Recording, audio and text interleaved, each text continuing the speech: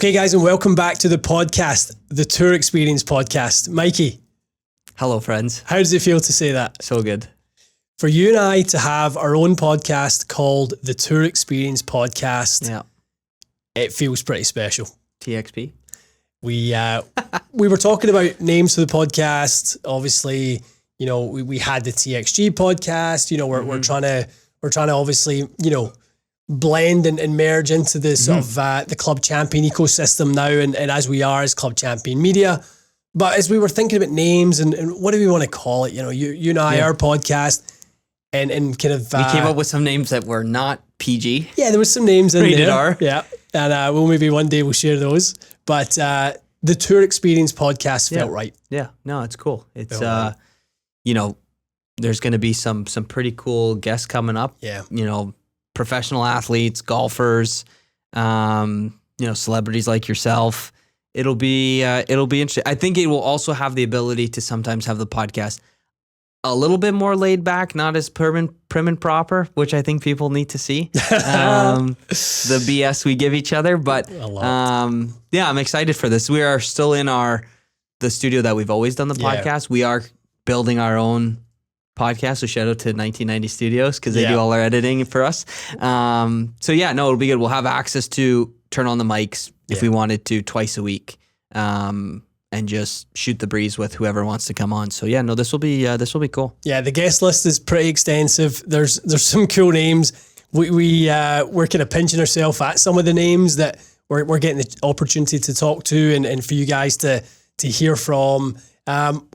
It's safe to. We love the podcast. I like the podcast. The podcast is nice and relaxing. See, when you're standing in front of the camera at the channel and there's people, we trolls, and you're listening, that leave nasty comments, it's just like, you need a hug. Whereas here, I don't know if they need it's a little bit more relaxed, a little bit more chilled out. It's good. Need that slap is what they need. Sweet slap. So yeah, no, podcast is back. The Tour Experience podcast. The regular cadence, it needs to be in a much more regular cadence. That's the only way you guys are going to know when to find us, where to find us on the channel. It has its own standalone sort of podcast channel, and we intend to bring you the very best podcast content that we can. Yeah. Best guests, the best info, sponsors, Rolex, absolutely, Mercedes, if you're listening. Okay, guys. Stay tuned. Please subscribe. Share. Pass it on to your friends. Let's get this podcast humming. Right? We're the bigger it becomes, the more leverage we have to get better guests and stuff. We have our own contacts that will get us so far. If we want this podcast to get where we believe it could go, we're going to need your help. And that's how the whole TXG ecosystem was built. It was built around you guys, our community. And as we embark on the Tour Experience podcast journey, you guys are going to be at the center of that. So join us, share it, like it, subscribe to it, and we will be back with weekly content coming to you. Weekly, we promise. On the YouTube channel and on all of our podcast streams. So definitely. Very special edition we've got today, Mikey. This will be good. We managed to pull a significant favour on this one. Fair to say, we've had some good guests, great guests on the channel, great content contributors. This is number one. There's levels to the game. Yeah. This is on another level. We have a future Hall of Famer, someone whose golf resume really stacks up with basically anyone in the game. You know, career money, major champion, lowest score ever in the PGA Tour. It's impressive. Sub 60 multiple times. You know, the list goes on and on and on. We've got Mr. Jim Furyk joining us on the podcast today. Pretty cool. Two bums like you and I get to speak to, you know, a current vice captain for Ryder Cup 2023. Yeah, it is a cool, very, very cool moment for us to chat with Jim. Obviously, hot off the heels of the captain's picks. We saw the sort of lock-in picks were established at the end of the Tour Championship, and then it was, you know, the wait for the final 6 picks. Firstly, Mikey, what were your thoughts on the picks? Yeah, I mean, listen, I feel like I've grown up watching Spieth and Ricky on tour, so it's nice to see them on the team. Yeah, are they missing out picking someone like a Keegan Bradley or Cameron Young from this year who played exceptionally well? Lucas Glover. I mean, I saw Keegan's, tweet a photo of the bag that he hasn't opened since 2012. I know. I mean, the bag's probably full of mold and stinking, but it's shed a tear for the guy. I really felt for him. Yeah, I mean, and I think in the back of his mind for how well he's played, he's thinking like, I'm back, baby. I'm going to play Ryder Cup. I'm going to get the call up. So, I don't want to get into the whole live thing. For Brooksy to get a call up, I think it's different. I'm not against it because the guy thrives in those kind of environments. And I think 6 months ago when you and I talked about the Ryder Cup, you had no hope for Europe. But now I think it's going to be a proper battle. I still need to be convinced of this because I'm going the other way. I'm going more towards like we have no chance, like none. Yeah. I'm worried about what spectacle it is on the Sunday, if I'm being honest. I think it'll be close. I really do think it'll be a close Ryder Cup. It's so dependent. I mean, if we look over at the teams as of right now, right, we know the US team, right? We go Burns, Cantley, Wyndham Clark, Ricky, Harman, Homa, Koepka, Morikawa, Schauffele, Scheffler, Spieth, and Thomas, right? It's pretty formidable. We go over to Team Europe now. Obviously, the picks are not there yet. We've got 4 confirmed players: Tyrrell Hatton, Hovland, McIlroy, Rahm. 4 great players. Yeah. Right.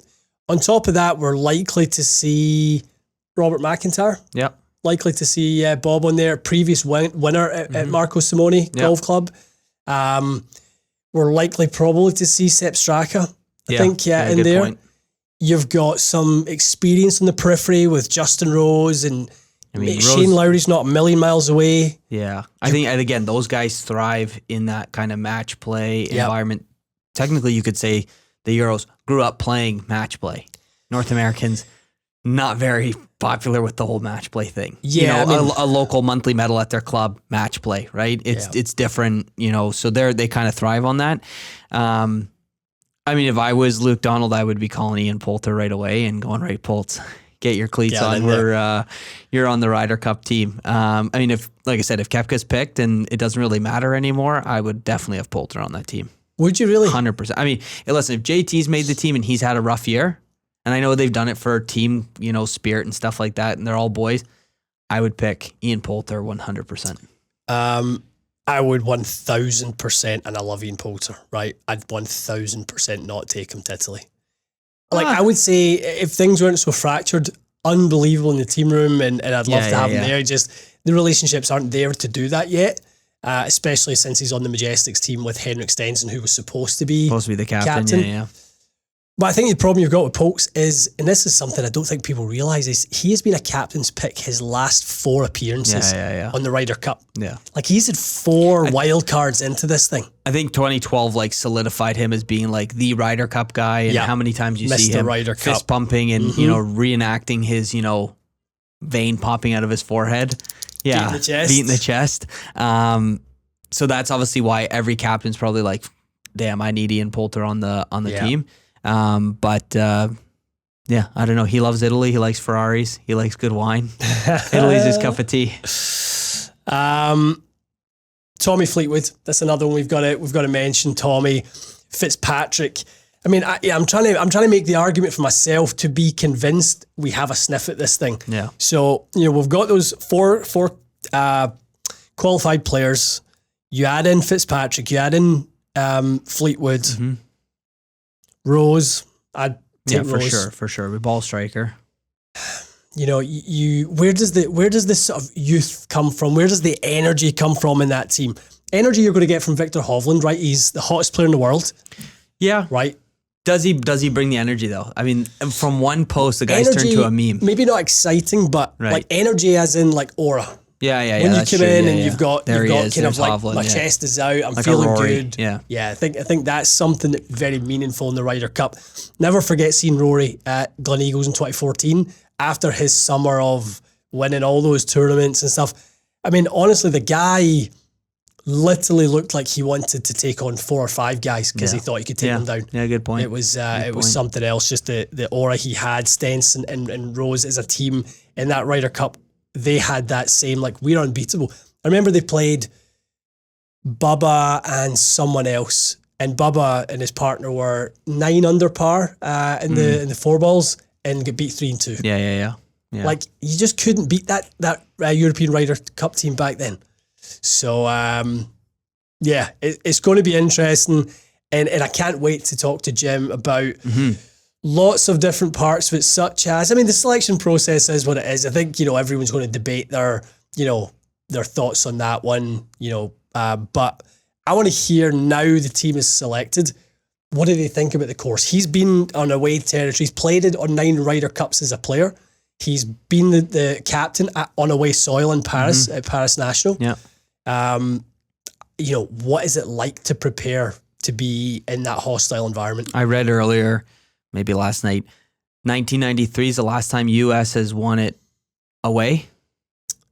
And don't ask me where 93 is because I didn't read it. It was the Belfry. 93 was a Belfry year. 91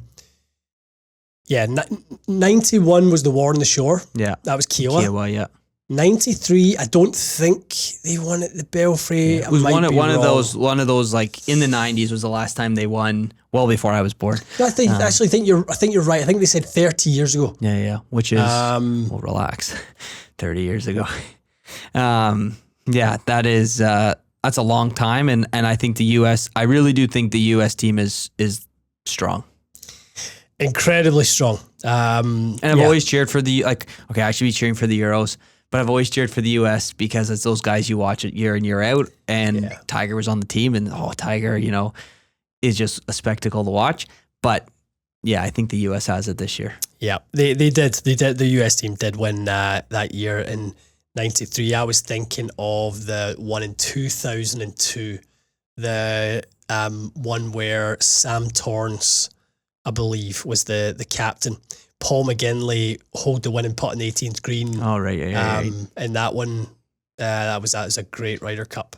So anyway, I think it would just be phenomenal to take a little walk down memory lane with Jim. And I just want to know what it's like in that team room. I've held the Ryder Cup. So have I. So good. It's amazing. So good. Amazing. It's one of the special trophies. I think it's the most special team event in world sports. Can you think of a better one? No, I think this, and outside of being a golfer, like I find people tune in to watch regardless. It's, Europe versus, what we would say the rest of the world in a way. And like I said, I should always cheer for Europe, but sometimes you want to pull for the Americans. But this year, like I said, I think they win it, but I'm going to root for Europe. I don't know who I'm rooting for. Everyone. Yeah. We need all the help. I would love to say I'd love to experience a Ryder Cup in Europe. Yeah. Because from videos like from France and stuff, it was just nuts. Yeah. It was like amazing. It was like goosebumps watching it. Well, I've said to you many, many times, I've been to, I think it's 5 now. So I was there, and I was there at the K Club in 2006. I was at Celtic Manor in 2010. I was at Medina 2012. I was at Gleneagles in 14.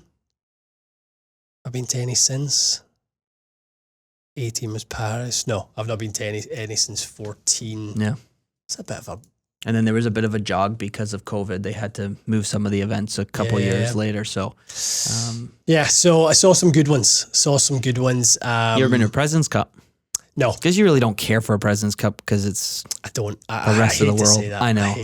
I'd like to go next year because... Actually, our guest is the captain of the 2024 U.S. team. Yeah. Mike Weir's the captain of the international team being in Canada. So it'd be cool to go and see it in Canada, but a Ryder Cup. Just special. Yeah. It's just so special. Lots of golf courses play a Ryder Cup style event at this time of year. Why to you is it special? I don't know. It's a great, I mean, obviously like having like your, roots in like Scotland and England, and you want to cheer for those boys. It's like the event to watch every second year. 2 things happened in 1997 for me. Tiger won the Masters, and I remember vividly watching that. And then Europe won the Ryder Cup at Valderrama that year, the Seve one, where he was captain. And there's the scenes in the rain and that Sunday singles. I can still see it. I get goosebumps thinking about it. It was just so special. That was literally at the end of that summer, after watching that Ryder Cup, was when I first picked up a golf club and got an interest in the game. I think 97 is when I was potty trained. 2007. But I think it was a Ryder Cup when they played it at the Belfry where someone drove the green. I think is that 10? 10. And I remember watching that as like a kid going like, how do you do that? Like, that's impressive. So yeah, there's always like moments from a Ryder Cup where you're like, it's pretty cool. So it's cool. All right. Without further ado, guys, we are going to bring our guest in. Really excited. Can't wait for you guys to hear the insights into this, Mr. Jim Furyk. Okay, guys, absolutely delighted. A huge treat for us to be joined by Mr. Jim Furyk. Jim, how are you? I'm doing great. How are you? We're good. We're good. Very Thanks. good. Excited. This is awesome. This is we're all got Ryder Cup fever over here. We've been talking about it. Obviously, things ramp up once the qualification stops, end of tour championship, and the picks start to happen. I'm sure for you it's been a little bit of a longer sort of build up with all the planning. It is. Obviously, our captain, Zach Johnson, is the one that has all the pressure, makes all the decisions.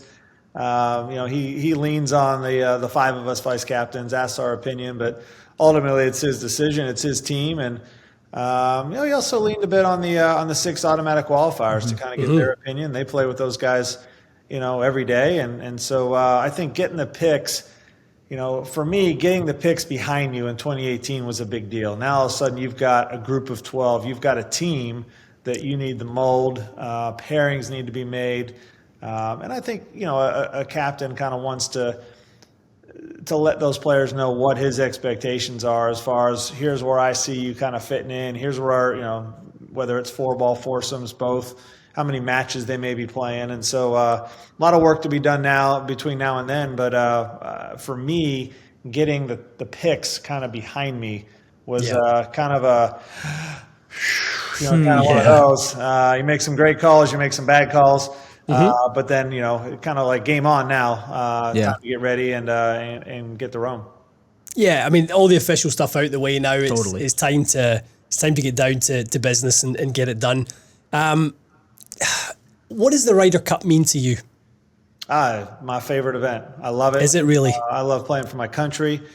I love playing with a team. And a lot of it has to do with just the bonds, the friendships, with so many guys that I played with, and whether it was a Ryder Cup, President's Cup, just pulling for each other and having a team to play for. I grew up in team sports. I love the individuality of golf, but man, getting to put the flag on your shirt, having millions and millions of folks at home pulling for you is a really cool feeling and an honor. And so, here I am. I'm 53 years old. Those playing days are behind me, but just being able to kind of be there and be with the guys, their significant others, is really cool for me, and it's an honor. And looking to see how I can help. And I mean, I watched so many guys that I looked up to as not only my captains but vice captains. You kind of had to pinch yourself that Ray Floyd's bringing me a sandwich for what's going on here. But now it's a little bit of my turn, and just being connected to the great players in the United States and seeing some of the best players in the world of golf on this stage is pretty cool for me to watch. We were talking about earlier. Both Ian and I have held the original, the Ryder Cup, and you've got another nice trophy. Are you sure? Are you positive? Mine was Bryson's. It came out of a case, and he's like, "Listen, it's mine for a couple weeks, and then it's going to someone else." Okay. So that's what I was told. When you left, I mean, someone who would never play on a Ryder Cup, it's pretty special. And obviously, you have a U.S. Open trophy as well. Is this the year that the U.S. brings that trophy back to the U.S. from European soil? Well, I have a lot of confidence in my guys. So if you would, if you're going to hold me down, pin me down, and make me make a prediction, I think the U.S. has a good chance. I think we can win. But it's been 30 years, and so somehow, some way, the Europeans always find a way to make themselves the underdog. They play the media side of it really, really good. I'm going to be honest. It's been 30 years. We're on their home soil. They get to set up Marco Simone to fit their team, their style. I'm expecting some heavy rough. I'm expecting some greens that probably be a little bit on the slow side. they like to set the golf course up really not for a birdie fest, right? They like to limit mistakes, and they've beat us at their own game for a lot of years. And so for us to take the next step as a team and really feel like we're going to turn the tide, we have to win on foreign soil, and that's just something we haven't done in a long time. I mean, going back to 97, Jim, your first Ryder Cup, to play on that one, what was that like with Seve, Valderrama, on continental Europe? I mean, that must have just been one of the cool. I know, obviously, the result went the wrong way for Team USA, but that must have been a cool one for that to be your first one. Yeah, I think the only thing I could really, just off the top of my head, I could liken that to is, Steve Stricker being the captain of the President's Cup team in his home state in Wisconsin was a pretty cool feeling. Here you have Seve doing it in Spain. Probably the first time it was ever out of Great Britain and Ireland, I believe. And so, I was a bit of a deer. At the time, I was 27 years old. No one expected me to make that team. I kind of rattled off a bunch. I think I rattled off like 8 top 10s in a row that summer and made the team on points before we even got to the PGA Championship. And I was so excited, but a bit of a deer in the headlights, right? You're not, the first time you go into any event that you haven't seen for yourself, there's a little hesitation, anticipation, not really knowing what to expect. And it doesn't matter how many guys tell you what it's like. You have to kind of experience it for yourself. And I had some ups, some downs. It was an awkward week with all the rain. Yeah. Had some great matches with Tom Lehman as my partner, Lee Jansen as my partner, that went down to the 18th hole. Those two didn't end up the right way, and then had a good match with Nick Faldo as well. Yeah, that was a big win. 3-2 against Faldo on the Sunday singles. That's impressive. Yeah. Drawing Faldo's name, he had just set the all-time record for points earned at the Ryder Cup that week. Wow. And then drawing his name as a Ryder Cup rookie was pretty cool. Was pretty cool. So, you play all those 9 of teams as a player. Talk to me about 2018. Talk to me about Paris. You get the chance to captain the team on away soil. How was that experience preparing to go and try and win, be the first one to win it in so many years? Yeah, I love the whole experience. Obviously, the result is extremely disappointing. I love those 12 guys. I'd take them back in there anytime. The week didn't go the way we wanted. Surely, the question I get asked a lot is, would you change anything? Which I don't know what arrogant son of a gun would say no after you left.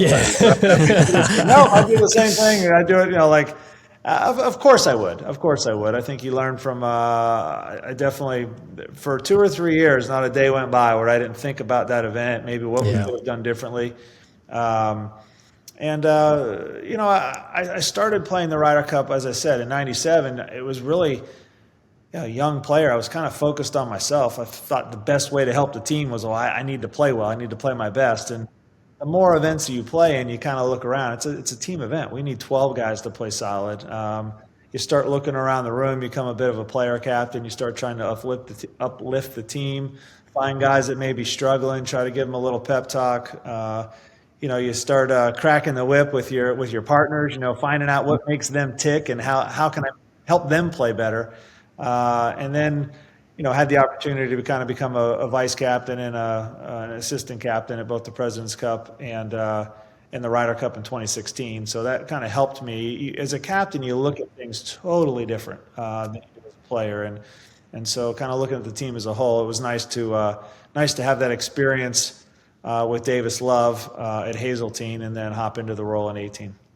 That's cool. Yeah. Goosebumps. No, amazing memories to sort of look back on. And talk to me about the team this year, right? So, some controversial decisions that sort of Zach and yourselves as vice captains had to make. Was JT going to make the team?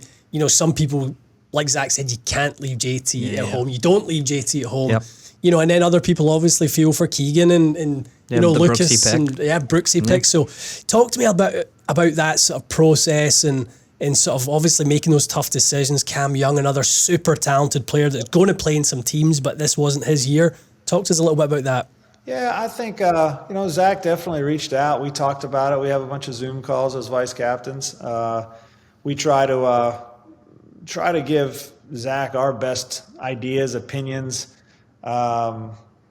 It's also, I think, really useful. Zach really, he liked to lean on the top six as well, the automatic qualifiers. Again, I see a lot of these guys play on TV, but I don't see them play play live now anymore, playing the Champions Tour. And so, the automatic qualifiers, they see them week in and week out. They kind of tell you what guys are good at, what they're struggling with, who's playing well right now, who's not.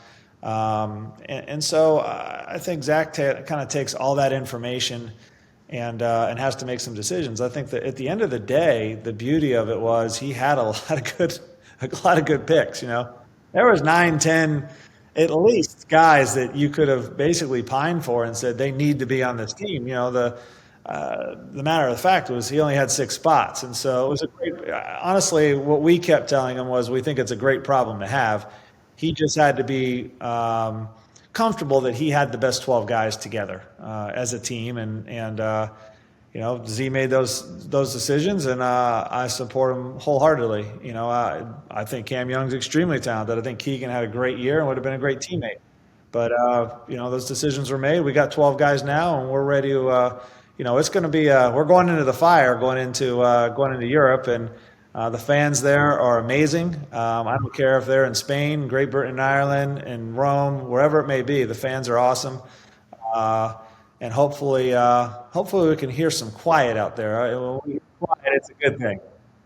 Couple USA out there. Get early points on the board. I'm sure they'll be pretty quiet out there. Well, I'll tell you what, it's always an epic battle.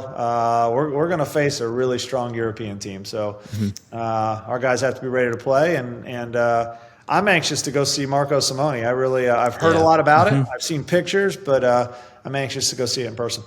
If we can, let's talk a little bit about the European team. So, I mean, Jim, as a European, as someone, I've been to 5 Ryder Cups myself. I was there in 06, 10, 12, 14. Forget the other one I was at, but I've seen so many. I've seen really the golden era of that European sort of run, and I look at this team. Are you going to this one? Unfortunately for the European team, I'm not. I love it because I think we lost everyone. We did. You did. Good. I was wondering if it was you. You were going to ban me. So look at that. When you look at the European team, other than really, the Victor Hovland's, Rory, John Rahm, et cetera, where do you see, or who do you see as the sort of talented players that they can bring in as the future of the European team? Well, you got Fitzy and you got Wallace for sure. Yep. Right off the bat, where those come to mind immediately. Matt Wallace, that's what I hadn't really thought of. Yep. I think where Europe has done so well in the past is you look at the golf courses they've played. You look at the Belfry. You look at Celtic Manor. You look at the K Club. I mean, Paris, for goodness sakes. I think back to the history and the French Open being there so many times. They had 288 competitive rounds around Le Golf National. Yeah, we had 8. Glen Eagles. Glen Eagles so as well. They've done a good job of hosting events there for a number of years. And correct me, I think they've had 3 Italian Opens now at Marco Simone. So maybe not as much history there, but I think not only do the superstars have really stepped up in the past for Europe, but that 6 through 12 has also, they've really played some solid golf, and that was evident in Paris as well. Those guys have stepped up. I think a lot of it is being comfortable on the golf course, having a lot of rounds around it, knowing it very well, and having it set up pretty well for their team. They've done a good job, and they've played good top to bottom from 1 to 12. So I know Rory's the heart and soul, and I know Rahm, emotional, Vic, Fitzy, Wallace, all great players. Yeah, but it's, their depth their depth in their team has always played very well. I mean, how do you feel, and do you feel it'll have an effect that, obviously the sort of live sort of issue, if you want to call it that, with so much of the heart of what has been that team over the last 10, 12 years with Poulter and Stenson and Sergio. Westwood and Sergio all being over on live, not even being part of this, even on the team or in the team room. Do you feel like that's going to be felt, by the European team, or do you think it'll galvanise them to kind of, rejuvenate a new spirit? I think it's both. I mean, I think if I said, no, it's not going to bother the team at all, I wouldn't be doing those guys a service. And great leaders and great players and all the success they've had. But looking at the leadership they do have, Rory's obviously the heart and soul. He has been for quite some time now. John's a very emotional player, and that carries over to the team. Vic's having a great year, and I mean, I don't even know how Matt Fitzpatrick, as well as he played last year. We're mentioning guys before him. Wallace is coming on strong, so. Tommy Fleetwood's in there with on the edge of it. Who has, he's been playing great for the last 10 years. So, do I think they'll be missed? Absolutely. But I think there's enough talent and enough leadership that, as you said, it's kind of a new era and you kind of move on. And when you saw kind of Tiger Woods and Phil Mickelson and Jim Furyk and down the row of guys that had played in a number of events, and all of a sudden, Steve Stricker, all of a sudden, we're old. We move on, and there's a bunch of young talent on our side that's ready to step up, and they've been playing great. Yeah. Well, we were saying just before you joined us, I believe it's the greatest team event in world sports. I don't get as excited. I mean, every year I get excited for the Masters, but every other year, there's nothing gets me as excited as the Ryder Cup. So as we build up towards that, I just can't wait to see how it all kind of plays out. It's a phenomenal week to see you guys as players and vice captains and captains interact with the fans and out there trying to kind of almost as the away team interacting with the fans, kind of softening the kind of spirit that's going to be coming back towards you and all that. So all those tactics is fun to watch, but it's going to be a great week. It sure is. I can't argue with you. I think we always enjoy the fans. I know, coming down the steps, they had this great arena in Paris. And so coming from the steps down, I got booed on my way down to the first tee, and I thought it was awesome. I had a bunch of European players that actually apologized and said, we feel terrible that happened. Yeah. And I didn't really take it as they were booing like they hated me. It was just we were the enemy at that time. Of course. Going in enemy territory. I thought it was incredible. I mean, I loved it. And so I kind of looked at them and shook my head and I said, man, I didn't take that in a bad way at all. I actually felt like that was it was a good thing. I would have been upset if they'd have cheered for me. Come on. 100%. I mean, we had the Europeans had taken a pasting in 16. We had all those years of kind of wins before that. So yeah, that was a big one for Europe to try and obviously get it back. And I don't know. I think we've been sharing some thoughts. I think the US team, Jim, I think they're heavy favourites in Italy this year. I know there you go again. There you go again. Heavy favourites. 30 years. You keep playing it up. We're good at it, aren't we? You can keep playing it up. We're not listening. How's that? Yeah, I love it. Jim, before we let you go, and again, we're so appreciative of your time. I'd love to chat to you a little bit about Furyk and Friends, the tournament that you and Tabitha host. Tell us what that means to you. It's amazing. I mean, I kind of have to pinch myself a little bit. Tabitha and I had an event called the Furyk and Friends for about 10 years, and it was a charity golf tournament where we invited, some celebrities, some golf pros, and we got it to where we were raising about $400,000 to $500,000 towards the last, say, 6 to 10 years. It's amazing. And but we wanted to grow, right? We want to help our community, we want to help Northeast Florida, and there's a greater need. And as I was getting close to 50, we kind of thought about, well, could we host a Champions Tour event, a PGA Tour Champions event? And we got the blessing from the tour. We found a great sponsor in Constellation, and so now we have the Constellation Furyk and Friends presented by Circle K. And first 2 years, we raised almost $2.5 million for charity. So that's cool. I got to give a lot of credit we have a great team. We have 5 employees that work for our foundation, and my wife kind of heads it all up. I knew when we did this that I kind of had to ask her first, and I knew I'd be traveling, I'd be playing golf, I'd be on the road, and she would be doing all the work. So a lot of credit to her. My hat's off. She's the one that kind of drives our foundation and leads the team for our event. So it's been a blessing. It's here in Jacksonville, Florida at Timuquana Country Club the first week of October, and like I said, I'm proud of her, and I'm proud of our team. I love it. Love it. Excellent. Well, you've got a busy 6 weeks ahead of you, traveling across the pond. We believe you're playing next week. I'm off. No, I'm actually off. Next week. Okay. Yeah, the Champions Tour's in St. Louis. Okay. and I am off next week. Good for you. And then may play the following week. I've got some travels Nice. in my sights. Very good, very good. Well, Jim, again, thank you so much for the time. Pleasure. Have a great trip over the pond. Just not too much luck over there, eh?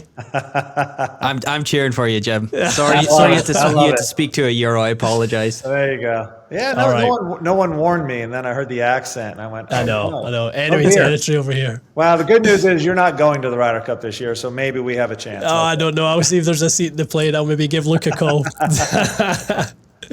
All right, Jim. Thanks so much again for your time. I appreciate it. Thank you. All right, Mikey.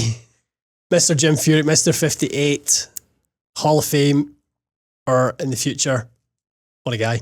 I just need some red, white, and blue after that. Do you? That's so good. You just flipped your alliance. USA. You know what? You are a turncoat. No, but think about it. You wait till see what the captain's picks are for the European team.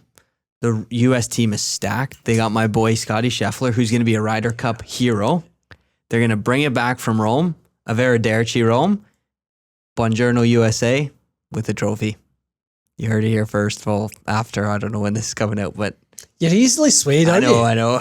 Thanks, Jim. No, that was great. I mean, his insights into being a rookie back in 97, deer in the headlights, draws Faldo, top Ryder Cup point scorer of all time, and goes out and dusts them 3-2. Is that pre-Faldo changing his swing? No, that was Faldo changing his swing was sort of early 90s Faldo. Oh, wow. Okay. 97 was obviously, he had won the Masters in 96, beat Greg Norman in that epic Masters. Yeah. So, he was towards the end of his career, but he's still Nick Faldo, right? Mm-hmm. That team in 97 with Parnevik, Olathabal, Monty in his prime, taking down Scott Hoke, I believe it was that Sunday. What a swing Monty had. Unreal. So good. My absolute favourite. That's who I want to, we've obviously had Jim on from the European side. I'm dying to get US Monty side, on. Chief. Sorry, US side. You're a European captain or vice Monty captain or someone on there would be pretty cool. I don't know anyone. We're working on it. If you're listening. We know some people who know Monty, so we're going to try and make that happen. But cool to hear his insight into obviously how influential the 6 qualified players were to the 6. Yeah, I never realized they would have. Yeah. I mean, it's not that I didn't realize they wouldn't have input, but how much input Zach asked them for, I think is pretty cool, and it's probably one of the main reasons that I think, JT still got that call up is they're like, you can't not have JT, because during Ryder Cup, he's animated. Him and Spieth have a good record together when they play His together. record's unreal, 16-5-1. Unreal. It's insane. So, yeah, I think JT is just like, okay, he's had a bad season, but, he's not going to, I don't think he's going to let the U.S. team down. I'd be shocked if he's the worst player for the U.S. team. Yeah. I mean, Europe have been in that scenario where they've taken Sergio, who is out of form, but it's Sergio, right? I think he now is the leading point scorer in Ryder Cup history, I believe. Yeah, last year for his last Ryder Cup, he was he took over the points sort of record. Again, he's had a few picks towards the end of his career. Mm-hmm. Not that JT is, but there are times when your talisman maybe don't have the best year, and they need a pick, and that's what the picks are for. Yeah. So for me, the US have a team this year, a team being a group of individuals surrounded by captains and vice captains who can give them the support and structure they need to play their best, feel their best, be as comfortable as they need to be.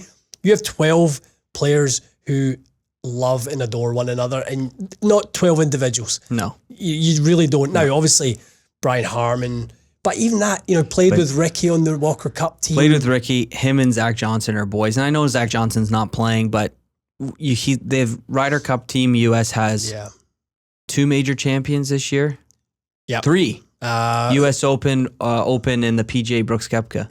Right. So I don't know. That says a lot. Like, you got the 3 major champs of this year out of 4 and a players champ. Yeah, 14 major championships on that team. You've got Spieth with his majors, JT with his majors, like you said, Brooks, etc., etc. There's, I think, I counted and Scotty Scheffler with his Masters. 14 major wins on that team, I think. Anything with Scotty Scheffler is a winning team. You really are a fan. We get Scotty Scheffler on the pod. But we talked about the European team, Mikey. It's going to be, interesting to hear Jim, obviously. I think there's some deflecting tactics there. If I look down the line of that European team and we see, Rory, Rahm, right, qualified on the European points list. We look at on the world points list, Rory, Rahm, Hovland, Hatton. Then you've got Fleetwood, Fitzpatrick, Sepp Straka. Interesting that he was saying Matt Wallace. Yeah, but I think Matt Wallace had a decent beginning, right? I don't see Matt Wallace in... And probably boys with Luke Donald as well, right? I don't see Matt Wallace on the... I want to see where we find him on the European list. I don't think he's anywhere to be found. Let me see the world list because he does play more in the US. Yeah. Yeah, Matt it's Wallace. funny you mentioned Sepp Straka. I know where's he from? 22nd. And that's after jumping 8 places after finishing well last week in... Where did they play last week? Were they in Czech Republic or somewhere? Yeah, the Czech Open, yeah. Czech Open. I think Shane Lowry deserves a call. His short game's wild. Lowry's sitting 8th on the world points list. Sepp Straka is 7th. You've got Rose in 9th. Robert McIntyre 10th. He's also, I think he's 3rd on the European points list. And when does the captain's pick for Europe is? This weekend, after Crans. Right. I believe. What a cool event that is too. So whoever wins, not whoever wins that because it could be, no offense, nobody that wins it. But this is a big week for those boys. And the European team could be a lot better than what we all thought it was going to be. We're like, Poulter's gone, Sergio's gone, all those boys. But I don't know. I don't know. I just honestly, I still go to look at the European list. Rory, Rahm, McIntyre, right? Great. McIntyre's obviously rookie, but he's got the dog in him. He'll be good. Yannick Paul. Oh yeah, Adrian Moronk, Victor Perez. Then you've got Fleetwood, he'll make it. Rasmus Højgaard. I would think you've got to probably blood one of the Højgaard boys. Nikolai Højgaard won at Marco Simone in 21. Do you think though that if it was those guys that European team is tight like the US team? No, and that's even close. That's the scary. In my opinion, that's the scary thing. It's not a boys' trip. It's just another golf tournament, and then it's awkward. When you go on like a business trip and you meet a group of people, and the first 2 days is awkward, and the last 3 days you're all buddies, and I'm gonna come visit you, and meet your kids and stuff, and having a good time. That's what that Ryder Cup would be. That's what you say to them, and then behind your back's like he's a dummy. Happens to the PGA Show every year. I don't get to. I know. But I think this feels to me like a President's Cup. That's how I feel about this. Top heavy in talent in the President's Cup generally is, and then the back end you look at it and go, don't fancy it. I hope it is competitive. That's the only thing. I hope Sunday we're not watching, and we'll obviously be watching early Sunday morning because it's in Italy. Yeah. But I hope it's close to. I hope by Sunday the second group and it's like okay they've won 14-3. That would be devastating. 14, 28 points up for grabs. I'm going to say this could be something in the region of 17-11. Yeah, it'll be a larger. It won't be like a half a point or 2 points difference. It'll be 4 or 5 points for sure. I think there's going to be a gulf between these. Tiger said it perfectly. Win every session, you win the Ryder Cup. Right? Win every session. So I watched that this morning. What? That Tiger Woods saying that. Oh, really? Yeah. Weird. Yeah, I was watching some 2018 highlights last night. I watched Tiger and Patrick Reed versus Tommy Fleetwood and Molinari day one, and the 4 balls. It was just Tiger was so good in 18. 18, 19, he was swinging so good. Oh. I was watching 2019 Masters video, like the movie of his final round. What? That is the best videography I've ever seen in my life. That deserves an Oscar. Never mind. Nobody needs OnlyFans when Mikey's get Tiger Woods in 2019. Listen, I'm manifesting Tiger. Oh man, yeah, we can hope and we can pray, but I don't want to paint the doom and gloom, but you're wearing awful red and white and blue over there, pal.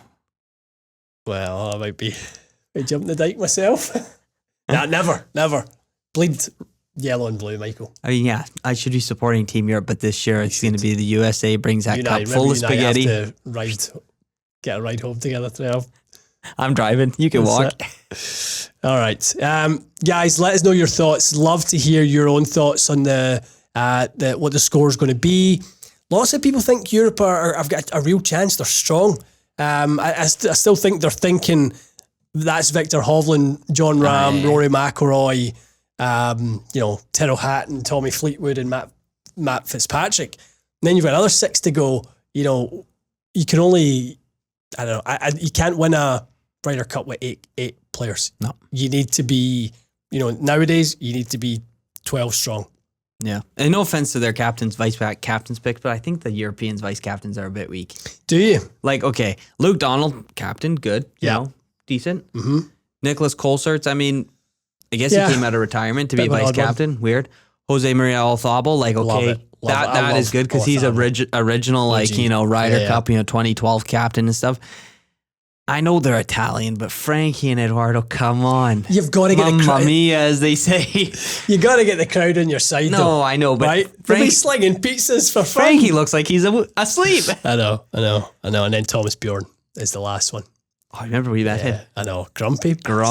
Come on, USA. I know. Right after Tiger won the Masters. Good event yesterday, Cloud Thomas. 9. Told us to get. Not interested. I know. Told us to piss off. Enjoy Italy. All right, guys. It's going to be a great Ryder Cup. How far are we out now? 3.5 weeks? Today is the end of August. Holy moly, that's depressing. We're 4 weeks out. We're about 4 weeks out, just under 4 weeks from the Ryder Cup. It's a special week. I cannot wait. September 25th, it all kicks off. We should go. I'm down. I'd love to go to Italy. Rome, the Colosseum, pasta, wine. Be tremendous. Anyone who would like to fly a couple of likely lads over to Rome for the Ryder Cup, happy to cover it in the YouTube channel. Oh, for sure. Definitely. Okay, guys, let us know who's going to win the Ryder Cup, who's going to be the top point scorers, who are the likely picks. This one will probably go out before the European Ryder Cup team. Actually, might not. I'm thinking when this will post. But who, in your opinion, will be the strong players in each team? That's what I want to know. Scotty Scheffler. Not with that putting. Just wait. He's on fire.